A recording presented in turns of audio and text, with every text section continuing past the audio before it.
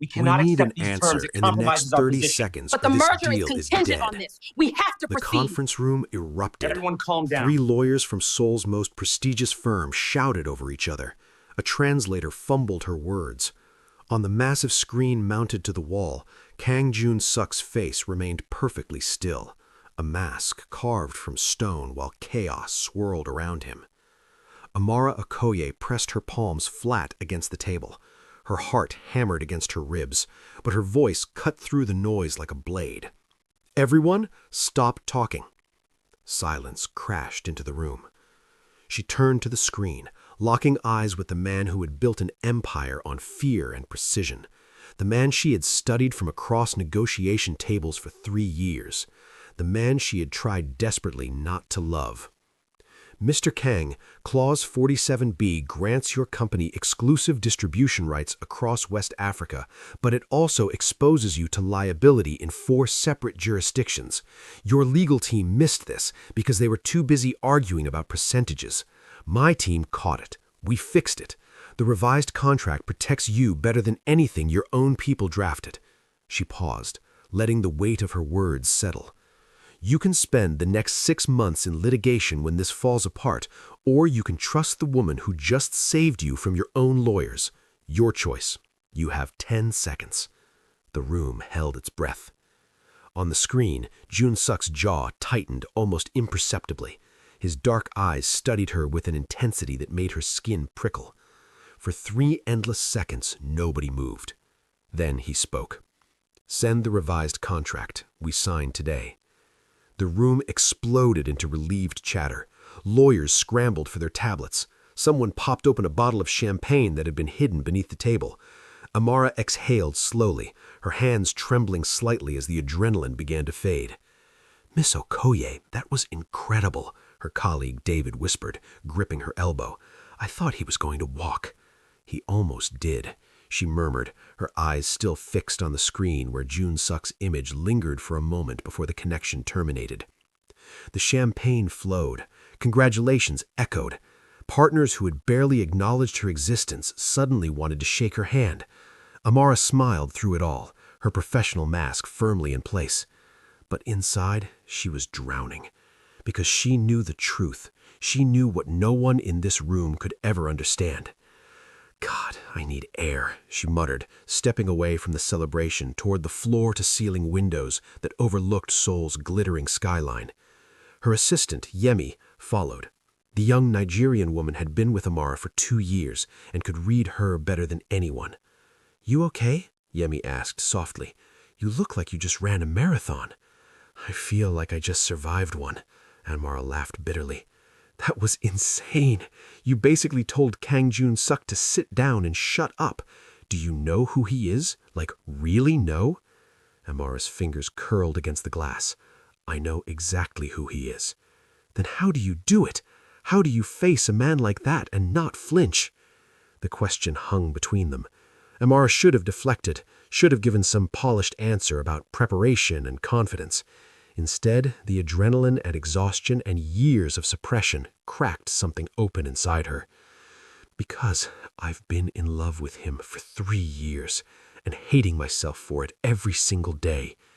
Yemi's champagne glass slipped from her fingers and shattered on the floor. "What?" Amara squeezed her eyes shut. I know.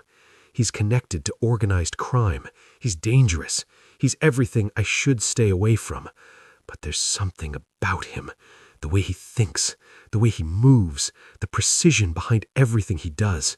I see him across these negotiations and I can't breathe, Yemi. I literally cannot breathe." "Amara, this is insane. You're talking about—" "I know what I'm talking about." Amara spun around, her composure finally cracking. "You think I don't know how stupid this is. You think I haven't spent 3 years trying to kill these feelings. Every time I think I'm over it, I walk into a room and he's there, and everything I've built just crumbles." Tears burned her eyes. She wiped them away furiously.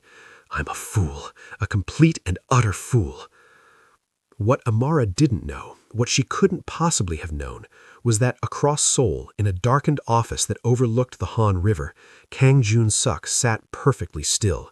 His phone remained connected. He had heard everything.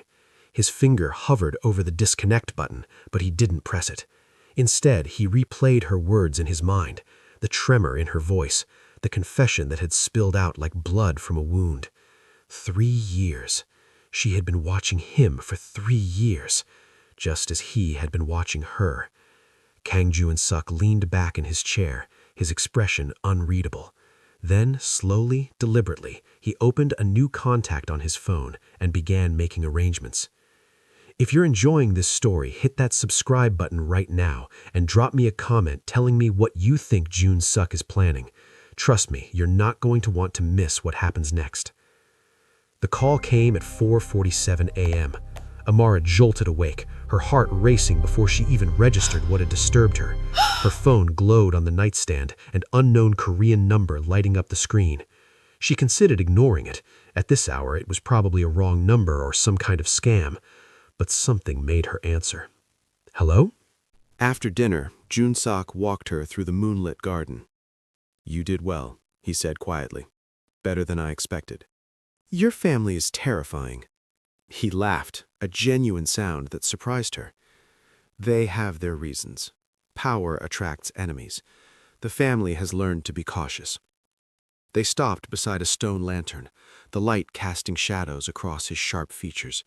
In this moment, away from the performance, he looked almost human. "Can I ask you something?" Amara said. "You can ask. I may not answer. The flowers you sent me, after the negotiation last month, the white ones." Something flickered in his eyes. "Camellias. What did they mean?" He was quiet for a long moment. "In Korea, white camellias represent loyalty, devotion, a love that endures without needing to be spoken." Amara's breath caught. "Why send them to me?" "Because you're the only person in 10 years who has challenged me without trying to destroy me. Do you understand how rare that is in my world?"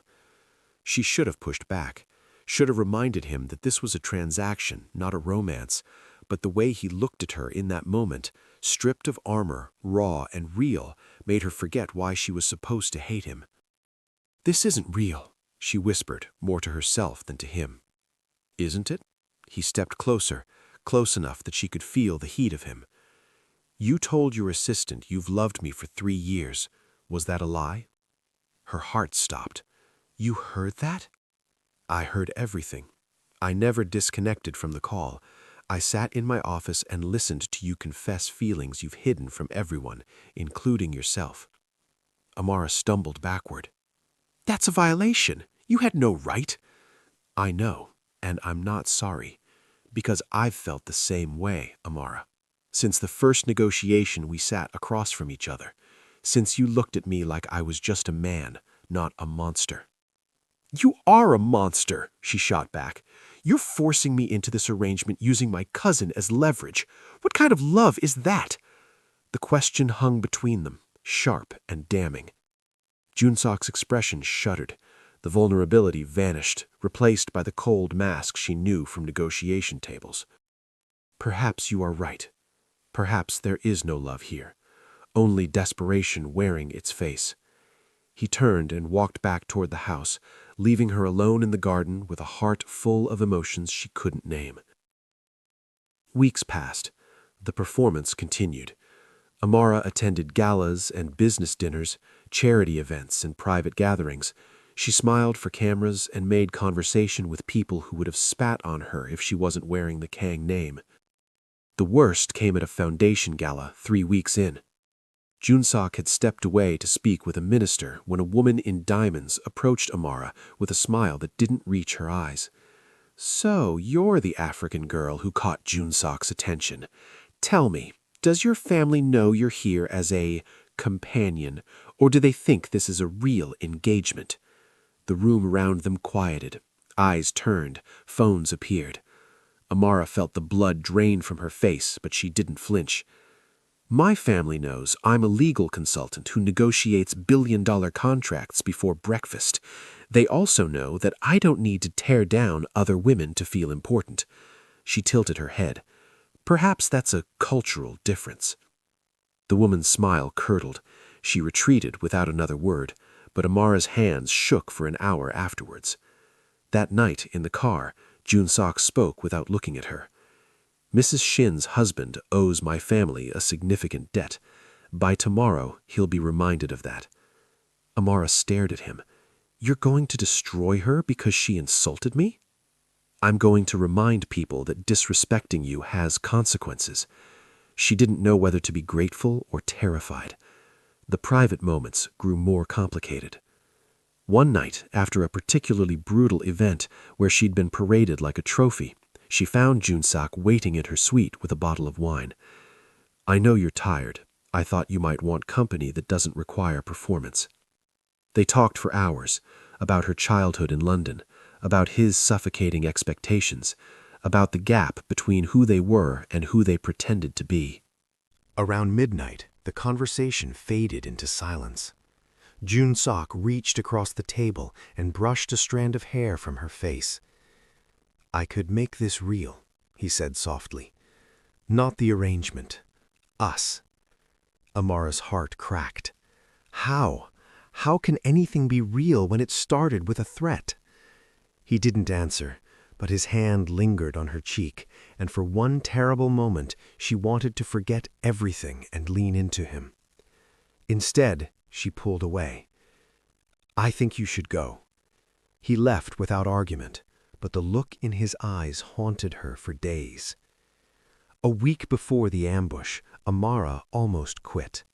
She had discovered Joon-Seok in a meeting with men whose faces she recognized from old case files. Traffickers, smugglers, people who moved more than cargo.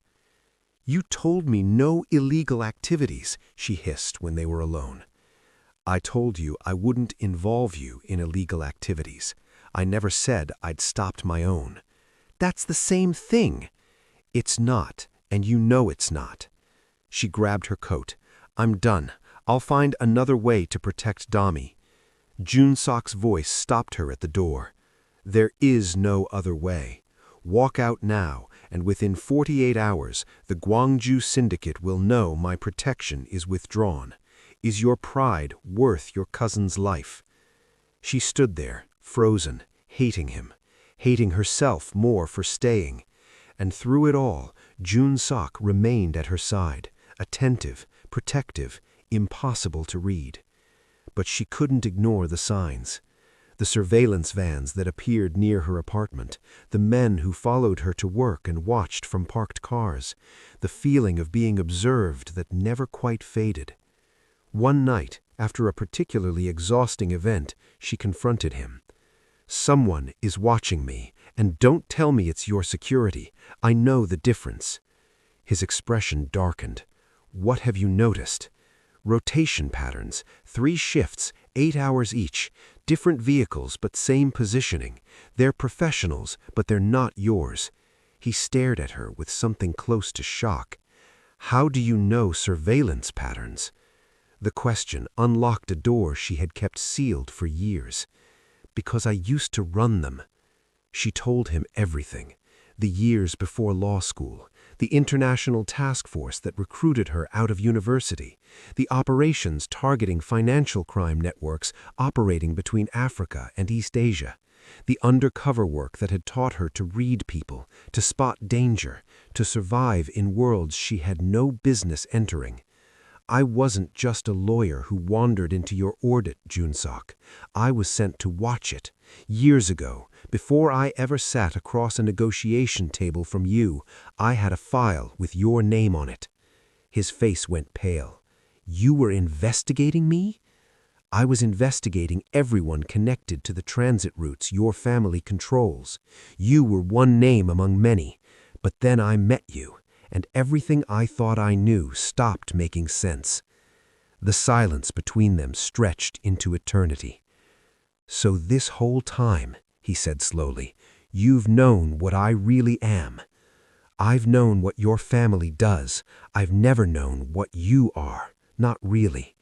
He moved toward her, something desperate in his eyes. "And what do you see now, after everything?" Amara's voice broke. "A man I'm terrified to trust, and even more terrified to lose." before she could react, his hand cupped her face, his thumb traced her beak bone, and for one breathless moment she saw no masks, no games, just a man standing at the edge of everything he'd built, wondering if she would push him over or pull him back. The kiss, when it came, burned. But even as she melted into him, a part of her whispered that this was only the beginning, that the truth had not been fully told, that somewhere in the shadows a reckoning was coming. The attack came without warning. They were touring a private facility owned by the Kang family, a logistics warehouse that processed shipments before distribution. Joon-Seok wanted her to understand the legitimate side of his operations, the parts he was trying to expand as he pulled away from darker dealings. One moment they were discussing shipping routes, the next, gunfire exploded through the building. Amara's training kicked in before conscious thought. She grabbed Joon-Seok's arm and yanked him behind a steel shipping container as bullets tore through the space where they had been standing. "Stay low," she shouted, already assessing their options. 2 exits, one blocked by the attackers, the other a 30-meter sprint across open ground. "My security," Joon-Seok started. "Some of them are shooting at us. This is an inside job." His face went white. "That's impossible. I counted 6 shooters. 3 are wearing your company's security uniforms. Whoever's behind this has people inside your organization. We need to move, now." She didn't wait for his agreement. Grabbing a fire extinguisher from the wall, she hurled it toward the blocked exit. The moment the attackers turned toward the noise, she sprinted for the other door, dragging Joon-Seok behind her. They burst into the loading dock. A delivery truck sat with its keys in the ignition, sloppy but lucky. Amara shoved Joon-Seok into the passenger seat and gunned the engine. They were a mile away before either of them spoke. "How?" Joon-Seok's voice was hollow. "How did you do that?" "I told you I wasn't always a lawyer. You saved my life. You saved everyone's life. 3 of your guards got out with us. The others—" She didn't finish the sentence. He stared at her like he was seeing her for the first time, not as a negotiating opponent, not as a coerced fiancée, not even as a woman he wanted, as an equal. "Who are you, Amara Okoye?" She met his eyes. "Someone who is very tired of pretending to be anything less than what I am." They hid in a safe house outside the city, one of Joon-Seok's emergency locations, known only to him and 2 trusted lieutenants who were now dead. In the silence of that bare room, with blood on his shirt and shock in his eyes, Joon-Seok Sho finally told her the truth. "I didn't create your cousin's debt, but I knew about it. For weeks before I called you, I watched the situation develop. I could have intervened earlier, could have stopped it before the syndicate decided he was a scapegoat." Amara felt ice spread through her veins. "How did you not?" Because I needed leverage. I needed something that would force you close to me without giving you the option to refuse. You used Damie." Her voice cracked. "You watched him drown and did nothing so you could throw him a rope on your terms. Yes, he could have died. They could have killed him before you ever made that call. I had people watching. I would have intervened if what? If it became inconvenient?" Amara's voice rose raw and wounded. "You gambled with my cousin's life because you wanted me close. Do you understand how sick that is?" Joon-Seok's composure cracked. "I love you. God help me, I love you. I've loved you since you walked into that first negotiation and looked at me like I was worthy of being challenged. No one does that. No one sees me as anything other than a threat or an opportunity. But you don't." The word came out broken. "Don't you dare make this about love. You don't do this to someone you love. You don't cage them and call it protection. You don't play God with their family and call it romance." She stood, her body trembling with rage and grief. "I'm done. Whatever this was, whatever I fooled myself into thinking it could become, it's over. Find another way to satisfy your family. Find another prop for your public image. I won't be your prisoner anymore." "Amara, please." "No." She walked toward the door. "I saved your life tonight. Consider Damie's debt paid." She expected him to stop her, to argue, to use force or threats or manipulation like he had from the beginning. But Joon-Seok did something she never anticipated. He let her go. If this story is making you feel something, drop a like right now and leave a comment below. What do you think Amara should do? Walk away forever or give him one more chance? Let me know. The months that followed were a blur of pain and recovery. Amara returned to her work, burying herself in cases and negotiations. She checked on Damilolam weekly. True to his word, Joon-Seok had cleared the debt and ensured her cousin's safety. Dami was back in school, oblivious to how close he had come to destruction. But she couldn't escape the news. Kang Joon-Seok was dismantling his empire. The headlines came in waves. Major criminal enterprises connected to the Kang family publicly severed. Warehouses and transit routes shut down. Millions of illegal revenue streams abandoned. The business world whispered about internal conflicts. The criminal underworld speculated about betrayal. Then the consequences arrived. Prosecutors announced an investigation into Kang family holdings. 3 of Joon-Seok's former lieutenants were arrested, men who had been loyal for decades, now facing charges because the protection that had shielded them was gone. An assassination attempt made the news. 2 gunmen in Joon-Seok's parking garage, neutralized by private security, but close enough to leave him with a scar across his shoulder. Then came the final blow. Joon-Seok's father issued a public statement disowning his son. Kang Joon-Seok no longer represents this family. His choices have endangered our legacy and our honor. He is dead to us. She read the article 3 times, her coffee growing cold in her hands. He had given up everything. Not for her, she wouldn't flatter herself with that assumption, but the timing was impossible to ignore. In the months since she walked away, he had systematically torn down everything that made him dangerous. Every piece of leverage, every source of power, every reason she had to fear him. Why? She didn't go looking for him. She told herself she was done, told herself that whatever he was doing, it wasn't about her. But fate, it seemed, had other plans. She encountered him by accident. A small art gallery in Itaewon, far from the glittering venues where they had performed their fake romance. Amara was there for a showing by an up-and-coming Nigerian-Korean artist. She didn't expect to see anyone she knew, but there he was, standing before a painting of a woman emerging from fire, his hands clasped behind his back. No security guards, no expensive suit. Just a man in a simple jacket, looking smaller than she remembered. A faint scar traced the edge of his collarbone, disappearing beneath his collar. "It's called Resurrection," he said without turning. "The artist said it's about surviving the death of your old self." Amara's heart hammered. "What are you doing here?" "The same thing you are, I imagine, trying to feel something other than numb." She should have walked away, should have treated him like the stranger he was supposed to be, but something in his voice, the weariness, the resignation, made her stop. "You manipulated me." "I did." "You used my family as leverage." "I did." "And now what? You expect me to forgive you because you lost your fortune? Because someone tried to kill you?" "No." His voice was steady. "I expect nothing. I hope for nothing. I simply wanted you to know that the man who did those things to you no longer exists. I killed him. Not for you, because you don't owe me anything, but because I couldn't live as him anymore. Watching you walk away showed me what I had become, and I hated it." Amara felt tears burning her eyes. She hated that he still had this power over her, hated that even now, after everything, some part of her yearned to believe him.